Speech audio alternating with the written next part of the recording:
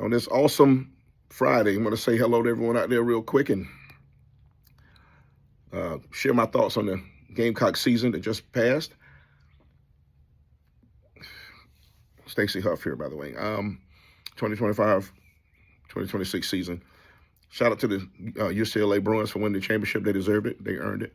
Shout out to Don Staley. 6 straight Final Fours, 3 straight championship games. And before I get into it any further, and I got some things I will say. You don't want to, I got some, there'll be some reaction to some of this I'm about to say. But if you lose by 20 or 30 points, folks, that ain't coaching, that ain't referees.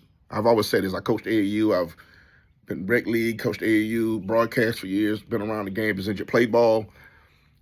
If you lose by 20 or more points, you don't get to blame the referees, and you don't get to say it's coaching. No coach has a 30-point adjustment in a huddle. In no timeout huddle, they're going to come out and be like, go, this is how we're going to fix our 30 points. If you lose by 20 or 30, you've either been outmatched. It was a bad matchup from the beginning, which that was part of the case last Sunday. There's a talent disparity overall. There's an execution error, or there's a lack of desire. And sometimes coaches can't only do so much with your desire. And I'm not saying that was the case Sunday, but any 2 or 3 of those things in combination, I think it was a bad matchup, and shots weren't going. Execution was poor, and the matchup from out the gate wasn't going to be good. To beat a team that you don't match up well against, your execution had to be plus some, and it wasn't plus. So shout out to UCLA. They won the game. They deserved it. Now, let me say this real quick. Congratulations to the Gamecock program. And I think that for people I got bad news for people who hate on the program. Seriously, I'm gonna tell you some things. I want you to sit down while I share this, which I don't want you to have any kind of physical reaction. This team is going to probably win the next 2. And you can check the portal out if you want to. Everybody thought the portal was cute last year. Watch who's coming and who's going. Dawn, as this portal world goes on, more people are going to stay here and join here than ever leave, because it's a no-brainer. And speaking of, it's a no-brainer. You don't leave Dawn Staley for Kim Mulkey. What's understood doesn't need to be explained. But who thought leaving Dawn Staley? Let me say it again. Dawn Staley for Kim Mulkey. They're worried out about like it should. I'm worried out about like it should. So, who's at the top of the women's basketball game right now? Period. And who's the face of women's basketball? Not South Carolina. I mean, not Columbia, not South Carolina, not nationally. Globally, it's Dawn Staley. Dawn Staley is the face of women's basketball. Now, she's at the top of that food chain, without a question. Who's the best women's basketball player in the world? Let me help you it's A'ja Wilson. Those two have something in common. Dawn coaches at the University of South Carolina. A'ja played at the University of South Carolina. There are little girls right now in Asia, Africa, Europe, wherever. You can spin the globe and point. Somebody's right now dribbling in their backyard wanting to play for Dawn Staley. Anybody who feels some kind of way, there are people who have reasons they root against South Carolina, whatever their personal reason, bless your heart. Go do whatever you do for stress. Whatever you do when you're stressed out, go do that for the next couple of years, because it's going to be bad for you. I think they're going to win the next 2. Check the portal. Go on Twitter, Instagram, whatever you want. Go check the portal. People are dying to put the jersey on to come to Carolina. Who wants to run away from Dawn State? Well, anyway, I got a program who goes to the Final Four every year, like clockwork. Let me leave that and get beat by the team that I tried to tell people last year about this time. Everybody know everything is emotional. There's people who have emotional issues with South Carolina. And I get go take 2 aspirin, drink a glass of water later. I don't know what you're gonna do. Like my man said, like Kendrick Lamar said, turn the TV off. I don't know what you're gonna do. They're gonna be back. Got beat the last 2 times. It's better to be in the championship game, because those who didn't make the championship games weren't good enough to be in the championship game. So we really can't hear anything from them. UCLA fans, hats off. I can hear from you. We can talk to UCLA. Other than UCLA fans, I don't know who has anything to say worth listening to.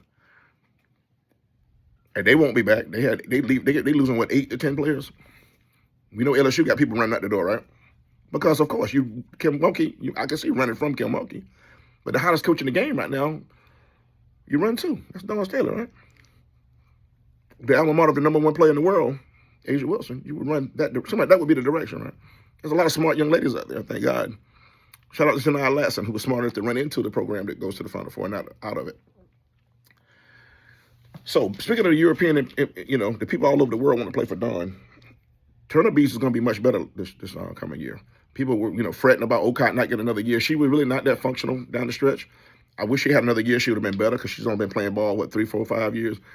She's going to be, if the WNBA team that drafts her and develops her, she's going to be really good because she got some skill sets that's hard to teach too. Shooting a 3 at that size and shot blocking and, overall, her footwork needs to be improved. Probably in better shape, but she got some skills. 6'6" is hard to teach, and she can definitely shoot that 3, and can defend when she's really fired up and ready to do so. But Turner Bees can score with both hands around the basket. I don't know who missed this. She doesn't have a problem in her game that can't be fixed by one off season in the weight room. Her core strength will get better by next year. Upper and lower body, the whole physique. She's only 18. She could have been a next year recruit. Came a year early, right? A semester early. Only came here January 1st or something called, right? New Year's Day. Didn't have an off season at all. Had no preseason, no off season, no preseason. Just thrown out there. And Dawn worked into her credit. But that's other 6'5", 6'7". There's people all over the globe that want to put on a jersey and play for Dawn Staley. And again, if you don't, you got to get used to it. Be okay with it.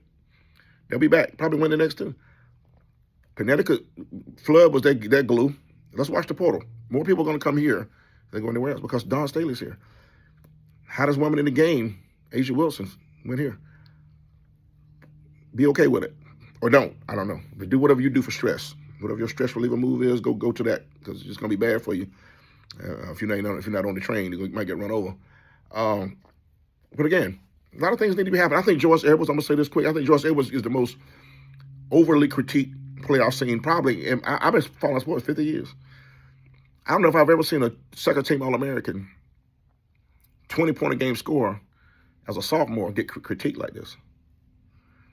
Not that she has things to improve on, of course, but I mean, it's like I've seen games here down the stretch where Joyce will have 16, 18, and there are players who have much bigger reputations than are much beloved with single-digit points, single-digit rebounds, and they skip over there and be like, well, Joyce didn't hustle back. What is it her body language? What is it y'all don't like? And she has things to improve. It's a lot overhyped, right? I saw somebody tweet, Joyce Edwards need to be on the bench. For who? And when Ashley and Kitts come back, neither one of them are better basketball players than her. She's not sitting behind either one of them. I hate to hear anybody's feelings. I love both of them. I won't name which one. She's 2 times the player one of them is and much better than the other one. But she needs them to help protect her because she's got to get her physicality up. We know that. We need both of them back next year. Neither one of them starting over Joyce Edwards. If you think Joyce Edwards going to the bench, you want crystal meth and bath salts. And you need to put that down. That's bad for your health. 20 points a game in the SEC, the hardest conference. Second-team All-American. Yo, who you think she's sitting for? So y'all want Dawn to be crazy as y'all are. Dawn is not crazy. That's why she's Dawn Staley. Joyce Edwards won't near nobody bench. Her minutes may decrease because she needs the rest. She got asked to do too much. She should have been a year. She should have had a year to sit behind Ashley and Kitts or sit behind Kitts and let Kitts be the 20-point-a-game scorer. She had earned her way to get more shots. And Joyce should have been asked to score 20 points this year, but we needed her to. So she was ahead of pace. And then she stopped not passing enough because she was asked carriers. So you tell a 19, 20-year-old carriers, then that's what they start doing. So when you're developing as a role player, another year was skipped. But she's going to be fine. Second team All-American, go to the bench. Y'all are, boy, stop. Put it down, whatever it is. Put it all the way down. Tessa comes back. So Joyce and Tessa, 2 scores coming back. Ashton and Kitts, we got Jersey Robinson. We got other freshmen coming. Makira's going to have a breakout season next year and become the starter. We know she has in her. So the ceiling is high. The future's bright. But watch the portal. Watch who's coming. Dawn will retain more people and add others in this current culture of the sport better than anyone else will. Because she's Dawn Staley, because she's a magnet in the basketball world right now. On the court, off the court. She outclassed Gino on the court and the way she handled the situation. She's a class act. 30 points, you can't out-coach. That ain't coach. Anybody who want to make it coaching, then you can't coach.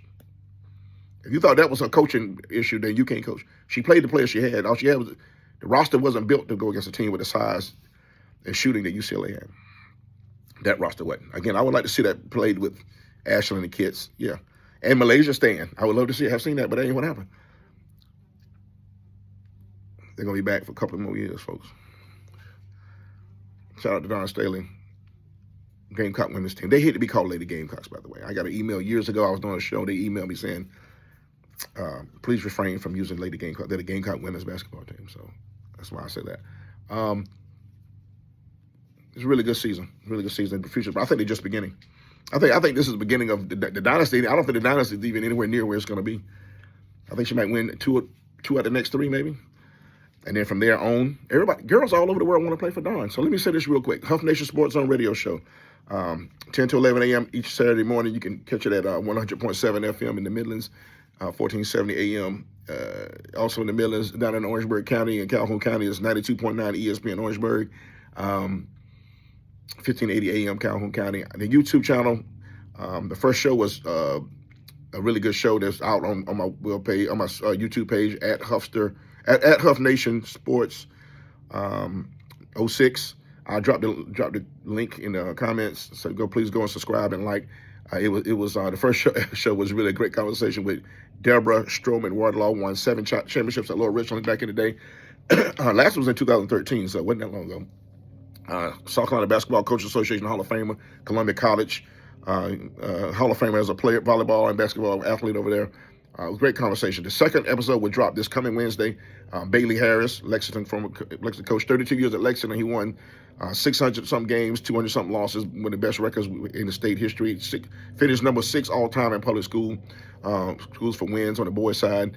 2-time state champion. And Coach Bailey Harris was actually a four-sport athlete himself. And he won championships on another sport. You tune in to check it out on that podcast. It drops Wednesday, April 15th at Huff Nation Sports 06 on YouTube. I will drop the link here. And please support this web page. I was sharing, I talked to Benedict students, and I was talking to a marketing class this week, and twice over the last semester and a half or so, I've talked to some of the mass communication students, and they was asking me how I got started and what can they do and all the questions. And I say, one thing you can do is you have a phone and you can have your own platform right here. So I'm trying to put my money where my mouth is and show them that they can get on YouTube and use it as practice for one thing, build their speaking up, build their knowledge up, getting used to talking into a camera, in front of where people will see it. And then if I can monetize what I'm doing, no doubt about it, I am going to monetize what I'm doing. I'm going to do whatever YouTube takes them out. I'm going to monetize, but I'm going to give the template away if I get it to a certain point. So like and support, help me out so I can build a platform to help them out. It's hard to help somebody else out when people can't support what you're doing.